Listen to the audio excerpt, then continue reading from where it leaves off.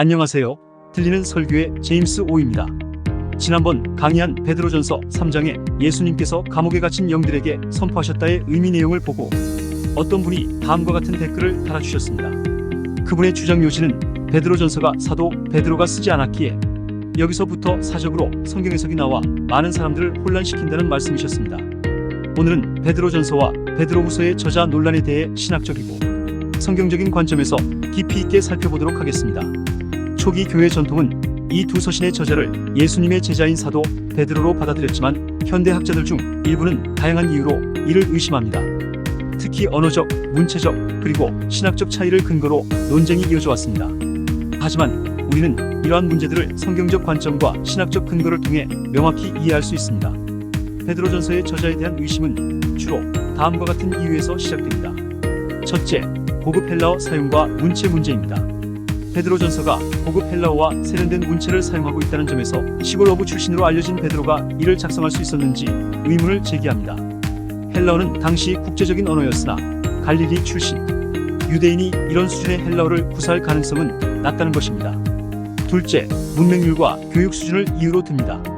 1세기 팔레스타인에서는 인구의 대다수가 문맹이었으며 베드로와 같은 시골 어부가 전문적인 문서 작성 능력을 가졌을 가능성이 낮다고 주장합니다. 그러나 이와 같은 의심에는 성경적 관점에서 답할 수 있습니다. 성경은 인간의 능력에 의존하지 않고 하나님의 성령에 의해 기록된 말씀입니다. 디모데후서 3장 16절은 모든 성경 기록은 하나님의 영감으로 주어진 것으로 라고 선언하며 베드로후서 1장 20절과 21절에서도 성경 기록은 성령의 감동으로 이루어졌음을 강조합니다. 따라서 베드로가 헬라어에 능숙했는지 여부는 성경의 권위와 진리를 판단하는 기준이 될 수 없습니다. 또한 베드로전서 5장 12절에서 베드로는 실로아노 신라를 언급하며 그가 편지를 전달하고 작성하는 데 도움을 준 것으로 보입니다. 고대 문서 작성에서 서기의 도움을 받는 것은 일반적인 관행이었으며 실로아노가 베드로의 메시지를 보다 세련된 헬라어로 다듬었을 가능성이 큽니다. 그리고 베드로는 초기에는 시골 어부였으나 예수님과 동행하며 훈련을 받았고 예수님의 부활 이후에는 여러 나라와 언어권에서 강력하게 복음을 전하며 경험을 쌓았습니다. 특히 오순절 사건 이후 성령의 능력으로 여러 언어로 설교했던 그의 기록은 헬라어 사용 능력이 단순한 시골 어부의 한계를 넘어섰음을 보여줍니다. 한편 베드로 후서의 저자에 관해서도 현대 신학계에서 논란이 있습니다. 베드로 후서에 대한 의심은 다음과 같은 이유로 제기됩니다. 베드로 후서는 베드로전서와 비교하여 간결한 어휘와 문체를 사용하고 있습니다. 이러한 문체와 어휘의 차이는 두 서신의 저자가 동일인이 아닐 가능성을 제기합니다. 그리고 베드로후서에는 거짓 교사들에 대한 경고와 신약 성경 일부를 암시하는 구절이 포함되어 있습니다.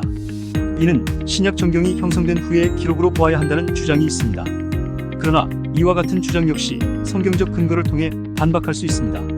문체와 어휘의 차이는 서신의 목적과 대필자의 존재 여부로 설명될 수 있습니다. 베드로전서는 위로와 교훈을 목적으로 쓴 반면 베드로후서는 거짓 교사와 이단을 경고하기 위해 강하고 단호한 어조를 사용했습니다.